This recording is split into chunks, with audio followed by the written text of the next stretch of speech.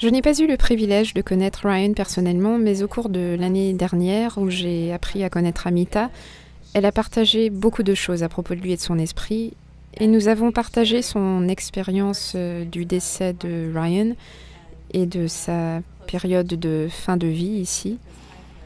Et c'était très similaire à ce que j'ai vécu avec mon père, et nous avons partagé beaucoup de ces expériences. Et pour moi, c'était doux amer, il y avait tant de douceur en cela, durant ces derniers jours. Et je me demande si vous pouvez parler un peu de cette transition pour nous, et comment nous pouvons, je ne veux pas dire mieux la faire, mais comment nous pouvons la vivre avec un nouveau regard. Parce que c'est quelque chose qui a vraiment changé ma façon de voir et de vivre La cette vôtre ou expérience. celle de quelqu'un d'autre?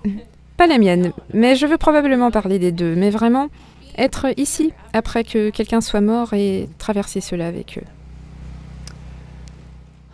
Je veux que vous écoutiez cela attentivement, parce que cela pourrait facilement être mal compris.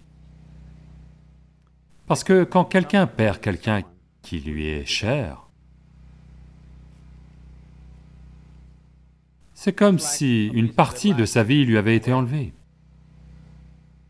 Et ça passe par divers processus de chagrin, de perte, de nostalgie, de nombreux aspects de ce qu'ils étaient, toutes sortes de choses.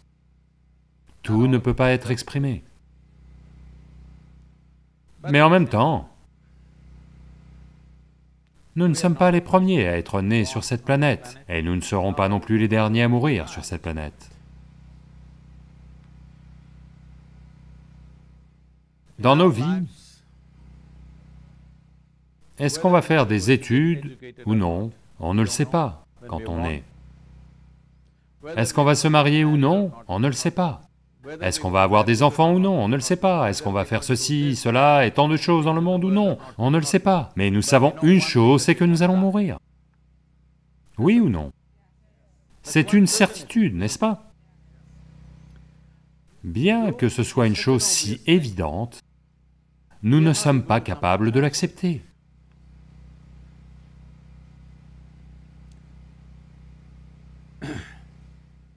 Quelqu'un me demandait, « Sadhguru, comment meurent les serpents? Où meurent-ils? Parce que nous ne voyons jamais un serpent mort, à moins qu'il n'ait été tué par quelqu'un. »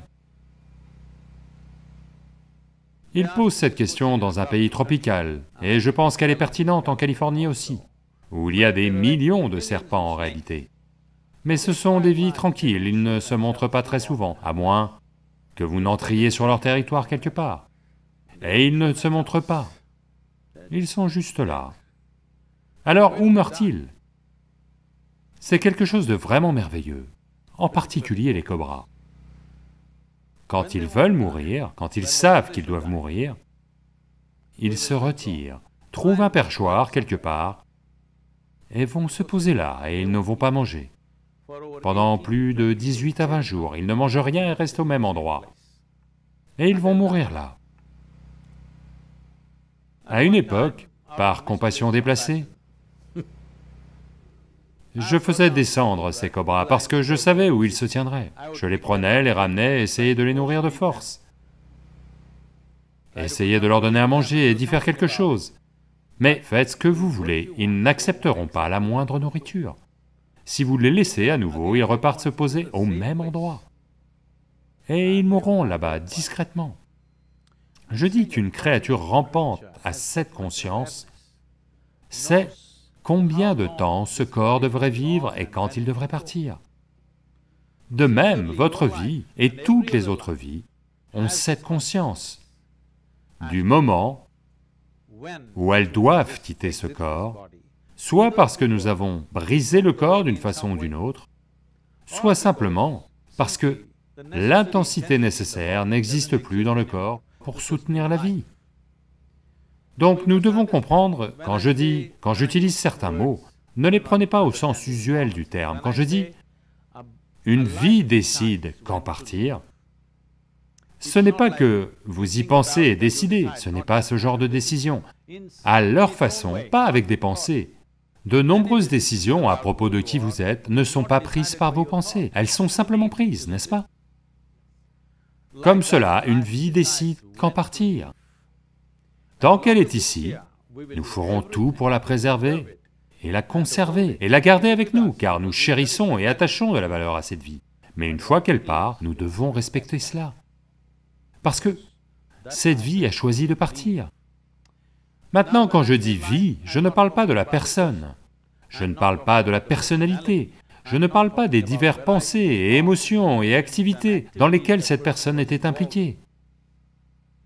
Vous, en tant que personne, ne voulez jamais partir, parce que vous voulez être un drame psychologique sans fin. Mais la vie veut partir à un certain moment. Que cela vous plaise, ne vous plaise pas, la vie veut partir, parce qu'elle ne veut pas être prise au piège de la forme physique que vous avez accumulée indéfiniment. Elle ne veut pas. Elle n'apprécie la forme physique que pendant un certain temps. Après quoi, même si tout va bien, de nombreuses vies s'en vont. Vous verrez cela en particulier en Inde. Les yogis décident qu'en partir. Quand ils sont en très bonne santé, eh bien, ils s'assoient et ils partent. D'autres pensent, pourquoi il était en bonne santé, pourquoi devait-il partir? Donc vous voulez tomber malade et mourir? Voulez-vous souffrir à l'hôpital pendant 3 ans et ensuite seulement partir? Est-ce la seule façon de partir? S'il vous plaît, écoutez ceci attentivement parce que c'est un problème. Je ne cherche pas à piétiner quoi que ce soit, mais je veux que vous écoutiez ceci attentivement. Est-il vrai que la dernière chose que vous faites dans votre vie est la mort? Allô? Donc la dernière chose que vous fassiez dans votre vie, n'est-il pas très important que vous la fassiez gracieusement? Vous êtes tous de Los Angeles, vous devez le faire avec style, n'est-ce pas? Au moins gracieusement. N'est-il pas également important que les autres vies qui nous entourent, lorsque leur heure arrive, nous les aidions à être en mesure de partir gracieusement? Ne pas en faire une victime de l'industrie médicale qui a lieu autour de nous? Allô? Dites-moi, quel est l'objectif visé si vous prolongez une vie qui est sur le point de partir maintenant pendant encore 3 mois avec toutes sortes d'aides? 3 mois vous les tirez dans la douleur et la misère, qu'est-ce que cela signifie? Ça signifie simplement que vous ignorez la nature de la vie. Et vous voulez vous accrocher à quelque chose que vous connaissez, et vous ne voulez rien connaître que vous ne connaissez pas. C'est très important. Nous connaissons la personne, nous connaissons cette personne et cette personne et cette personne, c'est bien. Nous avons apprécié leur personnalité, mais vous n'avez pas touché la nature de leur vie. Parce que, à moins de toucher la nature de votre vie, vous ne pouvez pas toucher la nature d'une autre vie. Donc la chose la plus importante que nous ayons à faire, c'est, nous n'avons pas à parler de la mort, à nous préparer à la mort, rien n'est nécessaire. Ce que nous devons faire, c'est, au-delà de ce corps que nous avons amassé, vous avez convenu avec moi que vous avez accumulé ceci. Au-delà de ce mental, qui est aussi une accumulation d'impressions et d'informations, au-delà de vos accumulations, si vous êtes assis ici, là, maintenant, et faites l'expérience de la vie que vous êtes, vous n'aurez absolument aucun problème avec aucun aspect de la vie, y compris la mort. La mort n'est pas une autre chose. La mort est une chose continuelle. En ce moment même, nous mourrons tous lentement. Un jour ce sera terminé. Vous pensez que ça va soudainement arriver un jour? C'est déjà en cours, n'est-ce pas? Allô? N'est-ce pas en cours? C'est en cours en chacun de nous. Ne devrions-nous pas mener ce processus? Voyez, vous pouvez appeler ça, en cet instant, je peux dire je vis. Une autre façon de le dire est je meurs. Je meurs en cet instant. Nous voulons étirer ça autant que possible. Mais savoir ceci expérientiellement, et non essayer de le comprendre intellectuellement est très important. Parce que si vous comprenez intellectuellement, vous serez toujours les uns contre les autres, parce que c'est la nature de l'intellect. Cet intellect ne peut rien percevoir sans créer deux. Donc vous avez créé la vie et la mort. Il n'y a rien de tel que la vie et la mort. La vie et la mort sont un même lot, n'est-ce pas? Allô? C'est un même lot. Tout comme nous vivons, nous mourrons aussi là maintenant. La question c'est, avec quelle grâce vous le faites? Si vous apprenez à mener cet instant de façon absolument gracieuse, vous mènerez aussi cet instant-là de façon absolument gracieuse. Ce n'est pas un autre type d'instant, c'est le même instant. Dans la science du yoga, c'est dit comme ça. À chaque inspiration, vous naissez, à chaque expiration, vous mourrez.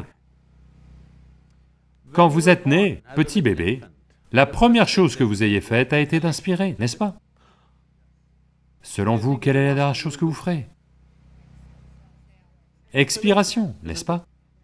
Là, tout de suite, alors que vous êtes assis ici, inspiration, expiration, inspiration, expiration, inspiration, expiration, la prochaine inspiration n'a pas lieu, et soudain, un grand homme disparaît, pouf! Oui ou non? C'est à ce point fragile. Je veux que vous voyiez cela. À chaque instant, ça a lieu. Si cette expiration qui est sortie, si elle ne revient pas, celui-ci disparaît. Un homme peut faire tant de choses. Mais en même temps, voyez à quel point cela est fragile. C'est comme, vous faites du yo-yo avec votre vie à chaque instant. Si vous ne savez pas comment la faire revenir, elle partira. Mais je ne me sens pas comme ça là, tout de suite, je suis réel. Je ne vais pas mourir aujourd'hui. Tout un tas de gens pensaient la même chose avant vous et moi. Nous devons comprendre que la condition mortelle est la réalité fondamentale de notre existence. Si nous n'acceptons pas cette seule chose, croyez-moi, vous ne connaissez aucun autre aspect de la vie en réalité. Vous ne connaissez que le drame. Parce que ceci est la nature la plus fondamentale de notre existence, que nous sommes mortels. Lorsque nous naissons, il est indiqué que nous allons mourir, n'est-ce pas? Combien de temps est la seule question. Je vous souhaite une très longue vie. Merci beaucoup d'être venu.